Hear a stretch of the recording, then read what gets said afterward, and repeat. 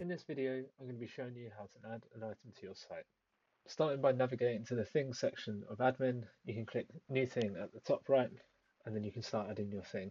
Here I'm adding a Rubik's Cube. You'll notice here you have this slug section underneath. We're going to be getting rid of this soon, but for now you'll need to populate it with something that would be at the end of the URL for that thing. For categories, you can add more than one. These will be the categories that the thing appears under on the catalog page. You can leave the model section blank if you prefer. Some things don't always have a model. I'm now adding the prices. You can do that by clicking the plus sign on the right hand side. You can add daily prices or weekly prices, and I'll show you how these appear on the front end later on in the video. You can also select a minimum loan length if you wish, and a buffer period that needs to happen between loans. Those would be in days, but they aren't mandatory. You can also start adding content.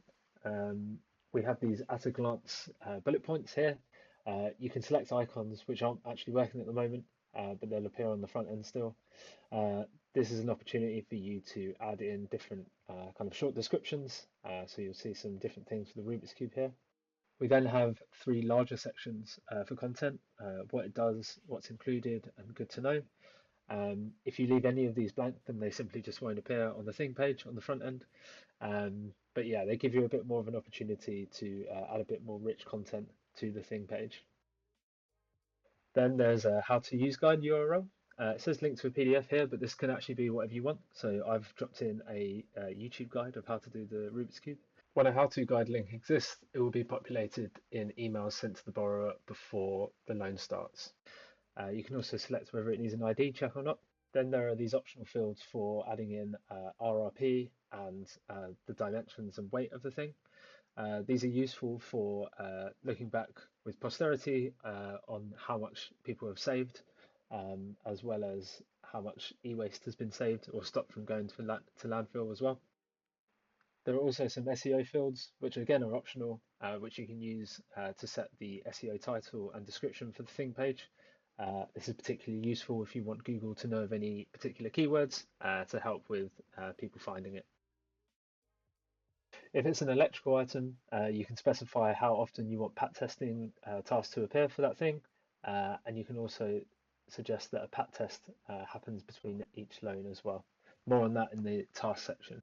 I've clicked choose new image and then saved it, and then there is my image of the Rubik's Cube. And importantly, after I've added my thing, I need to now add an individual.